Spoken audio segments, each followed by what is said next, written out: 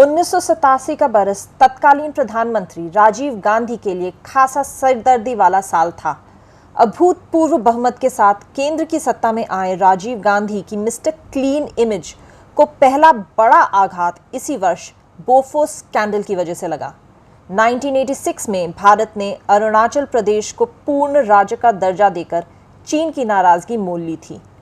भारतीय थल सेना अध्यक्ष जनरल के सुंदर जी ने नॉर्थ ईस्ट में एक अभियान ऑपरेशन चेकरबोर्ड शुरू करा, जिसके चलते 1987 में दोनों देशों के बीच युद्ध की नौबत आ पहुंची थी। मई 1987 में गोवा को भी पूरा राज्य का दर्जा मिल गया।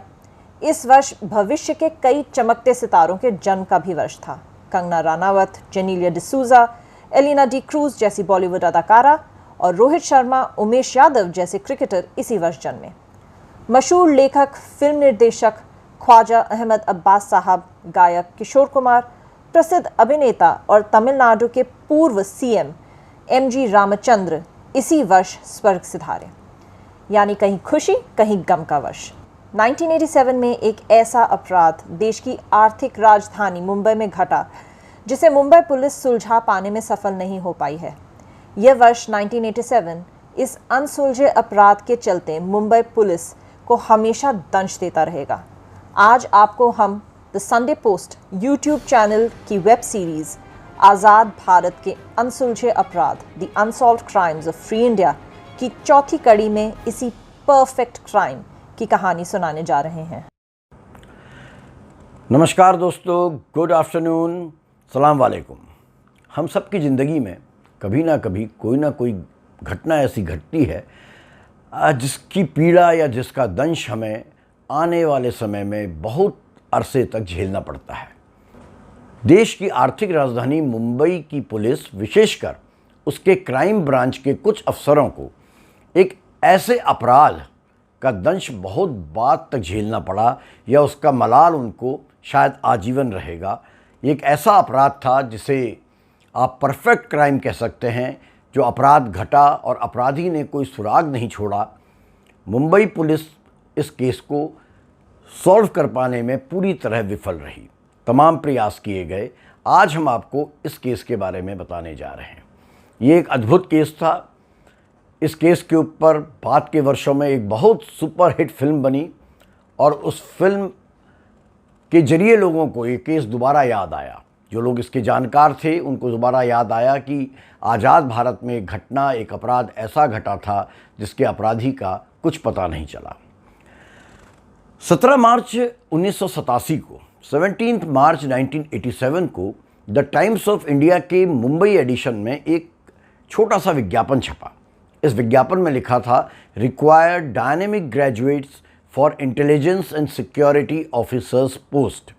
यह विज्ञापन सेंट्रल ब्यूरो ऑफ इन्वेस्टिगेशन की तरफ से था, जिसमें योग्य युवाओं को अगले दिन यानी 18 मार्च 1987 को मुंबई के प्रसिद्ध 5 स्टार होटल, 5 सितारा होटल ताज इंटरकॉन्टिनेंटल कोलाबा में आने को कहा गया था इंटरव्यू के लिए। इसमें विशेष रूप से लिखा था कि अपने सर्टिफिकेट्स, अपने सारे रिक्वायर्ड डॉक्यूमेंट्स लेकर आएं। फिर क्या था, बेरोजगारी का दंश झेल रहे देश में युवाओं में जोश आ गया। बड़ी संख्या में नवयुवक और नवयुवतियाँ 18 मार्च 1987 को ताज इंटरकॉन्टिनेंटल होटल में सुबह पहुंच गए इंटरव्यू देने के लिए सीबीआई में सिक्योरिटी एंड इंटेलिजेंस ऑफिसर की पोस्ट के लिए। यहां पहुंचने के बाद इन्हें यह बोला गया कि इंटरव्यू ताज इंटरकॉन्टिनेंटल होटल में ना होकर नज़दीक में लगभग 3 किलोमीटर की दूरी में स्थित मित्तल टावर्स में होगा। ये सारे युवाओं की फ़ौज मित्तल टावर्स पहुंची और वहां बाकायदा उनकी मुलाकात हुई। अपने आप को research and analysis wing RAW, जो भारत की आंतरिक सुरक्षा का जिम्मा संभालती है, एक जासूसी एजेंसी है, उसके अधिकारी मोहन सिंह साहब ने बहुत प्रोफेशनल अंदाज में, बड़े सलीके के साथ इन नवयुवकों का इंटरव्यू लिया और शाम होने तक इनमें से 26 लोगों को उन्होंने सेलेक्ट किया और इसका नाम दिया स्पेशल 26। इन 26 युवाओं को कहा गया कि वो अगले दिन यानी 18 मार्च 1987 को ताज इंटरकॉन्टिनेंटल होटल में आएँ, वहाँ इनको आगे की जानकारी दी जाएगी। अब आप अंदाज़ लगा सकते हैं कि मात्र एक इंटरव्यू के जरिए सेलेक्ट हुए इन स्पेशल 26 यानी 26 युवाओं में कितना जोश और कितनी खुशी दौड़ गई होगी कि उनको एक मौका मिल रहा है भारत की सबसे बड़ी इन्वेस्टिगेशन एजेंसी में काम करने का। 18 मार्च 1987 को ये सब तय समय में सुबह 10 बजे ताज इंटरकॉन्टिनेंटल होटल पहुँचे। यहाँ पर इनको सीबीआई के अधिकारी मोहन सिंह दोबारा मिले और उन्होंने इनको बारीकियों से समझाया कि किस प्रकार उनसे इंटेलिजेंस की, जासूसी की अपेक्षा की जाती है, उनके दायित्व क्या होंगे और उनके काम में जोखिम किस किस प्रकार के होंगे। ये सब होने के बाद उनसे कहा गया कि आपका फाइनल राउंड का जो इंटरव्यू है या जो इंटरव्यू और नौकरी पाने की प्रोसेस है, उसके अंतर्गत आपको एक मॉक ड्रिल में ले जाया जाएगा, यानी कि आपको एक ऐसी सीबीआई की रेड का हिस्सा बनना पड़ेगा जिसमें उनकी कार्य क्षमता को परखा जाएगा। इसके बाद इन युवाओं को बाकायदा सीबीआई के आइडेंटिटी कार्ड बांटे गए, जिसमें इन युवाओं से उनकी फ़ोटो लेकर चिपकाई गई थी, यानी कि एक परफेक्ट आइडेंटिटी कार्ड इन सभी 26 युवाओं को दे दिया गया। मोहन सिंह ने ताज इंटरकॉन्टिनेंटल होटल से ही 18 मार्च 1987 को एक बस किराए में ली और इस बस में इन 26 युवाओं के साथ मोहन सिंह जी का कारवां निकल पड़ा इस मॉक ड्रिल के लिए। 18 मार्च 1987 को 2:15 में मोहन सिंह और इन 26 विशेष युवाओं का स्पेशल 26 का कारवां किराए की बस में जा पहुंचा मुंबई के प्रसिद्ध या देश के प्रसिद्ध jeweller Tribhuvan Das Bhimji Zaveri and sons के शोरूम में।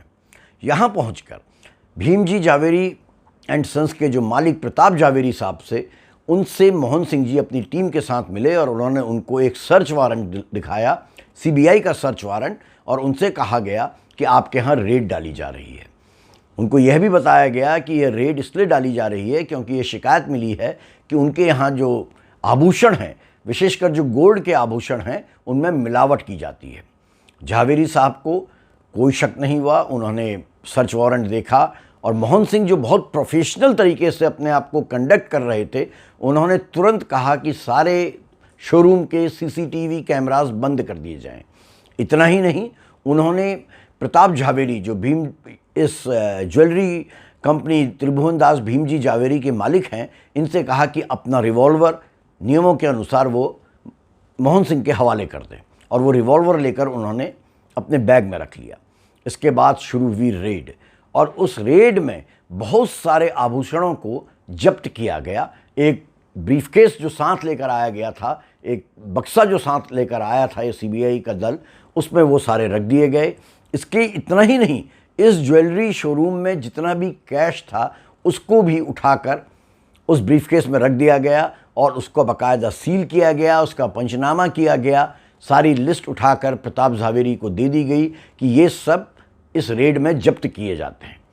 इसके बाद मोहन सिंह ने अपने स्पेशल 26 से कहा कि वो इसी शोरूम में रहें, मुस्तैदी के साथ डटे रहें, और मोहन सिंह एक अगले शोरूम में प्रिलिमिनरी इंक्वायरी करने के लिए, जांच करने के लिए जा रहे हैं। मोहन सिंह ने कहा जब वो वापस आएंगे तो इन सारे युवाओं को लेकर आगे की कार्रवाई के लिए ताज इंटरकॉन्टिनेंटल होटल वापस पहुंचेंगे।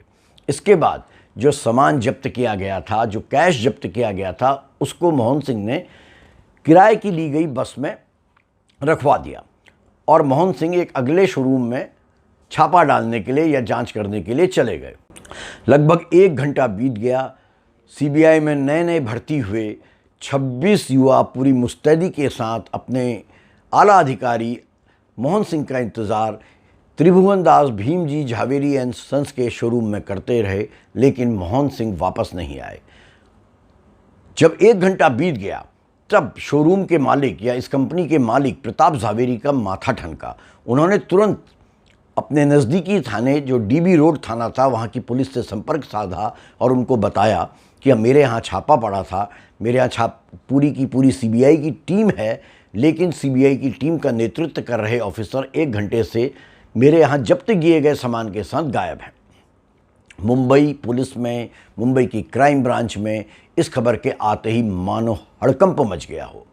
बाद के वर्षों में मुंबई पुलिस के एक बहुत ही कर्मठ और वरिष्ठ अधिकारी जो सन 2000 में director general of police retire हुए अरविंद इनामदार साहब, उन्होंने इस घटना को याद करते हुए कहा था कि वो 1987 में क्राइम ब्रांच के प्रमुख थे और उनको एक फ़ोन आया जिसमें बताया गया कि सीबीआई की पूरी टीम इस ज्वेलरी शोरूम में मौजूद है, लेकिन जो अधिकारी, जो मेन ऑफिसर थे, वो लापता हो गए हैं। इसके बाद तो मानो, जैसा मैंने आपसे कहा, हंगामा मच गया। पूरी की पूरी क्राइम ब्रांच और मुंबई पुलिस की टीम वहाँ पहुँची, इन युवाओं से पड़ताल की कि आप कहाँ से आए हैं। तो पता चला ये एक दिन पहले ही भर्ती किए गए अधिकारी हैं सीबीआई के, और इन लोगों को यह बताया गया था कि ये जो ड्रिल है, ये जो पूरी एक्सरसाइज है, एक मॉक ड्रिल है।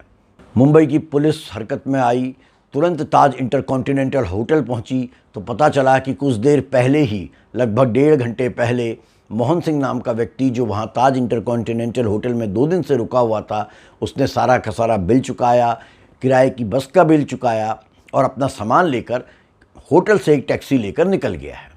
उस टैक्सी वाले को पकड़ा गया। टैक्सी वाले ने बताया उन्होंने इस मोहन सिंह नाम के आदमी को मुंबई के ही एक इलाके विले पार्ले में छोड़ दिया था, और टैक्सी ड्राइवर ने बताया उसने देखा था कि वहाँ से यह व्यक्ति एक ऑटो में बैठकर कहीं चला गया। मुंबई पुलिस मोहन सिंह को तलाशती रही, कोई सुराग हाथ नहीं आया, कुछ पता नहीं चला ये कौन व्यक्ति था। 5 फुट 6 इंच लंबा ये व्यक्ति, जो हल्का फुल्का या तो बंगाली नज़र आता था या साउथ इंडियन नज़र आता था, इसके लिए मुंबई पुलिस ने पूरे देश में रेड अलर्ट जारी किया। कुछ समय बाद मुंबई पुलिस को एक टिप मिली, एक खबर मिली कि इस प्रकार का कोई व्यक्ति दुबई में है और हो सकता है वो यही कॉनमैन हो, यही ठग हो जो सीबीआई अधिकारी बन के ज्वेलरी शॉप से बड़ी लूट लेकर चला गया है। सीबीआई मुंबई की पुलिस ने अपनी एक विशेष टीम, क्राइम ब्रांच की एक विशेष टीम दुबई भेजी, लेकिन इस व्यक्ति का कुछ पता नहीं चला। इनामदार साहब से बात के वर्षों में जब इस बारे में पूछा गया तो उन्होंने कहा उनको इस बात का मलाल रहेगा कि इस पूरे अपराध, इस पूरी ठगी या इस पूरी डकैती का पर्दाफाश कर पाने में वो लोग विफल रहे हैं। और उनसे जब पूछा गया यदि ये व्यक्ति कभी आपके संपर्क में आया तो आप क्या इससे पूछना चाहेंगे, तो उन्होंने कहा मैं केवल एक बात पूछना चाहूँगा कि ऐसा कैसा परफेक्ट क्राइम उसने रचा कि हम उसका सुराग तक नहीं ढूंढ पाए। 21वीं सदी में एक बार फिर इसी प्रकार का एक एडवर्टाइजमेंट दिल्ली में निकला, दिल्ली के एक प्रतिष्ठित अखबार में निकला, जिसमें कहा गया था कि सिक्योरिटी एजेंसी के लिए युवाओं की आवश्यकता है और इंटरव्यू के लिए एक होटल में बुलाया गया था। इस बार पुलिस सतर्क थी, उन्होंने समय रहते ही उस होटल में छापा मारा, लेकिन वहाँ वो एडवर्टाइजमेंट देने वाला व्यक्ति पहुँचा नहीं। ये माना गया कि शायद कथित मोहन सिंह ने एक बार फिर से वही क्राइम दोहराने का प्रयास किया हो। बहरहाल मुंबई पुलिस के लिए, उसकी क्राइम ब्रांच के लिए ये घटना, भीमजी झावेरी ज्वेलर्स के यहाँ हुई इस लूट का पर्दाफाश न कर पाने का मलाल हमेशा रहेगा और भारत के अनसुलझे अपराधों में, unsolved crimes of free India में इसको प्रमुखता से स्थान दिया जाता रहेगा। हालांकि ये कहा जाता है कि कोई भी अपराध परफेक्ट नहीं होता, कोई भी क्राइम परफेक्ट नहीं होता, लेकिन मोहन सिंह नाम के इस व्यक्ति द्वारा किया गया यह अपराध एक परफेक्ट क्राइम की श्रेणी में आता है।